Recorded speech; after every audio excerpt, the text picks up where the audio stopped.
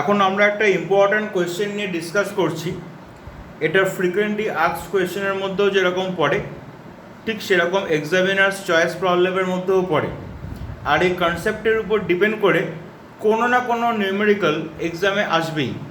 তো যার জন্য এই কনসেপ্টটাকে ভালো করে গ্র্যাপ করতে হবে। আমি ফার্স্টে কোয়েশ্চেনটা রিড আউট করছি, ভালো করে শুনে নাও, দরকার হলে নোট ডাউন করে নিও। Consider a simple pendulum having a bob attached to a string that oscillates under the action of the force of gravity.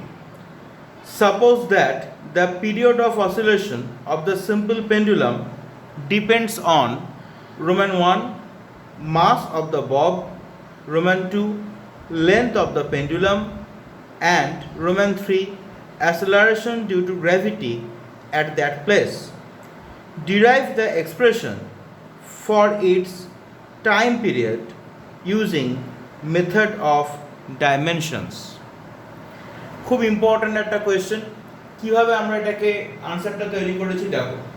তোমাকে যেহেতু বলেছে যে টাইম পিরিয়ডটা মাস, লেন্থ আর গ্র্যাভিটেশন অ্যাক্সিলারেশনের উপর ডিপেন্ড করছে, তাহলে তোমাকে ফার্স্টে এইরকম একটা ফর্ম ধরে নিতে হবে।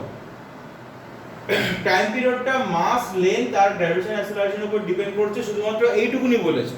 এবার কিভাবে ডিপেন্ড করছে, মানে এম এল জি এদের এক্স্যাক্ট পাওয়ার কত আছে সেইটা যেহেতু বলেনি, ওই জন্য আমরা এখানে এক্স, ওয়াই, জেড তিনটে পাওয়ার আমরা ধরলাম। এবার এই প্রপোর্শনাল সাইনটাকে সরানোর জন্য এখানে প্রপোর্শনাল কনস্ট্যান্ট আসবে, which is taken as k, যেরকম আমরা ইন জেনারেল নিই, where k is the dimensionless proportional constant and k not equals to 0। ঠিক আছে, এবার আমাদের কি করতে হবে সেটা হচ্ছে লেফট সাইডে রাইট সাইডে যে ফিজিক্যাল কোয়ান্টিটিগুলো রয়েছে ওদের ডাইমেনশনগুলোকে ওখানে প্লেস করতে হবে। অ্যাজ অ্যান এক্সাম্পল, এই যে ক্যাপিটাল টি, এটা তো টাইম পিরিয়ডও একটা সার্টেন টাইমকে ডিনোট করে, যার জন্য ক্যাপিটাল টি এর ডাইমেনশনও ক্যাপিটাল টি। এটা একটা মজার বিষয়, এখানে ক্যাপিটাল টি হচ্ছে টাইম পিরিয়ডকে ডিনোট করছে, আর এখানে থার্ড ব্র্যাকেটের মধ্যে যে ক্যাপিটাল টি ওটা টাইম পিরিয়ডের ডাইমেনশনকে ডিনোট করছে। কেমন? কে তো ডাইমেনশন লেস বলেই দিয়েছি, অর্থাৎ এখানে কে এর কোনো ডাইমেনশন আসছে না।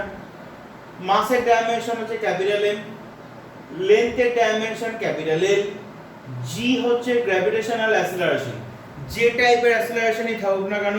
তখন এরপরে হচ্ছে বিভিন্ন রকমের যখন নিউমেরিক্যাল করবে সেখানে হয়তো তোমাকে বললো সেন্ট্রিপেটাল অ্যাক্সিলারেশন কি সেন্ট্রিফিউগাল অ্যাক্সিলারেশন বা আরও অন্য যে কোনো রকম একটা অ্যাক্সিলারেশন বললো।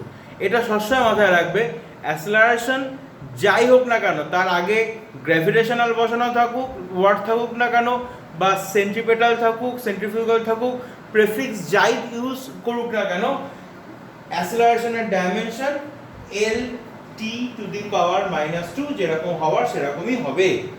ঠিক আছে, এবার আমরা কি করছি, আমরা এখানে ওদের ইন্ডেক্সের রুল অনুযায়ী তাহলে এখানে m এর পাওয়ার হয়ে গেল হচ্ছে x, l এর পাওয়ার হচ্ছে এটা, এখানে এটার জন্য y, আর এখানে আবার l এর পাওয়ার কি আছে z, তাহলে y + z। নিশ্চয়ই জানো যখন প্রোডাক্ট হয় তখন পাওয়ারগুলো সাম হয়ে যায়, আর t এর পাওয়ার কত হবে -2, আর এখানে z, তাহলে -2z। আর লেফট সাইডে দেখো, লেফট সাইডে ক্যাপিটাল T ছিল শুধু, আমরা এখানে m আর l নেই ঠিকই, কিন্তু m⁴ l⁴ লিখলাম, আর ক্যাপিটাল T পাওয়ার এখানে 1 সেটাকে আমরা মেনশন করলাম, তাতে আমাদের পরের স্টেপগুলোতে সুবিধা হবে x, y আর z এর ভ্যালু ফাইন্ড করার জন্য। তারপরে স্টেপটা very simple, equating the exponents of m l t on both sides we get, তাহলে এখানে m এর পাওয়ার হচ্ছে x, এখানে m এর পাওয়ার 0, তার মানে x = 0। এখানে l এর পাওয়ার হচ্ছে y + z, এখানে l এর পাওয়ার হচ্ছে 0, তাহলে y + z = 0। এখানে t এর পাওয়ার -2z, এখানে t এর পাওয়ার 1, তাহলে -2z = 1। তাহলে -2z = 1 মানে তাহলে z -1/2। এই z -1/2 যদি আমরা এখানে পুট করি তাহলে y ½ আর x তো 0 হয়েই বসে আছে। তাহলে পরে আমরা যে এক্সপ্রেশনটা পেলাম, রিলেশনটা যেটা আমরা পেলাম সেটা হচ্ছে capital T is equal to K এর মতো থাকলো, small m to the power x, x এর ভ্যালু 0, ওই জন্য small m to the power 0, small l to the power y, y এর ভ্যালু আমরা পেয়েছি হাফ, তাহলে l to the power half, small g to the power z, এখানে z এর value আমরা কত পেয়েছি minus half, g to the power minus half, ঠিক আছে। তাহলে m টু দি পাওয়ার 0 মানে সামথিং টু দি পাওয়ার 0 মানে কি 1, তাই তো, তাহলে m টু দি পাওয়ার 0 মানে 1, সেটা আর এখানে লিখছি না। তাহলে l to the power half, power half মানে কি আন্ডার রুট, তাহলে under root l divided by g, কেন g ডিনোমিনেটরে, তার কারণ g এর power half, not only that minus আছে, ওই জন্য রুটের মধ্যে ডিনোমিনেটরে হবে। এবার এখানে একটা জিনিস দেখো, ওরা কোশ্চেনে কিন্তু বলেছিল যে টাইম পিরিয়ড মাসের উপর ডিপেন্ড করছে, বলেছিল তো, কিন্তু আমরা ম্যাথমেটিক্যালি কি দেখলাম, অটোমেটিক্যালি আমরা দেখলাম যে x এর ভ্যালু 0 হয়ে গেল, আমরা ম্যাথমেটিক্যালি দেখলাম x এর ভ্যালু 0 হয়ে গেল, x এর ভ্যালু 0 হয়ে গেল মানে তার মানে হচ্ছে এখানে মাসের পাওয়ার 0, মাসের পাওয়ার 0 মানে তার মানে মাস ওখানে নেই, তার মানেই হলো এইখানে এই যে টাইম পিরিয়ড, ঠিক আছে, টাইম পিরিয়ড তাহলে মাস ইন্ডিপেন্ডেন্ট। আমি যদি কোন একটা পেন্ডুলাম বব নিই, তাহলে time period of the pendulum, of the simple pendulum does not depend on the mass of the bob, ববের মাসের উপর ডিপেন্ড করছে না, ঠিক আছে। তো এটা আমরা পেলাম। এবার একটা জিনিস বলে রাখি, সেটা হচ্ছে ডাইমেনশনাল অ্যানালিসিস বা ডাইমেনশনাল হোমোজিনিটি, তার কিছু লিমিটেশনস আছে।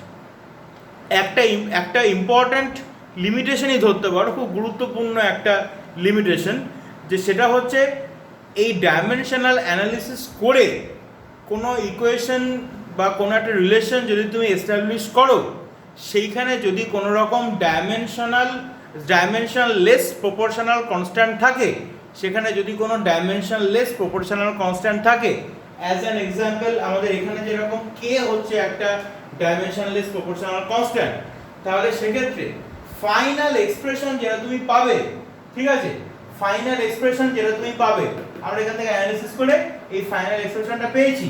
এখানে ফাইনাল এক্সপ্রেশনে কিন্তু কে এর এক্সাক্ট ভ্যালু কিন্তু আমরা জানতে পারিনি, আমরা যেভাবে ক্যালকুলেট করেছি ডাইমেনশনাল অ্যানালিসিসকে ইউজ করে, তাতে করে আমরা কে এর ভ্যালু জানতে পারিনি, ঠিক আছে, এটা কিন্তু এর একটা লিমিটেশন।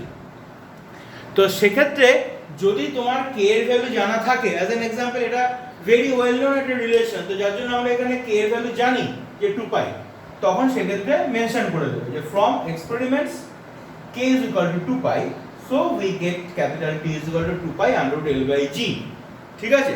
এবার ধরো তোমাকে একটা আননোন একটা টিকুলার টাইপের রিলেশন দিল, যেটা তুমি এর আগে দেখোনি, তো সেখান থেকে ধরো তুমি ইকুয়েশন রেডি করলে ডাইমেনশন অ্যানালিসিস করে, এবার ওখানে তোমার একটা কে অবভিয়াসলি থাকবে, সেই কে এর এক্সাক্ট ভ্যালু ধরো তুমি জানো না বলে ওখানে কোনো ভয়ের কারণ নেই, তখন কে এর ভ্যালু যদি তুমি ওখানে না লেখো তাহলে কিন্তু কোনো মার্কস ডিডাকশন কিন্তু হবে না।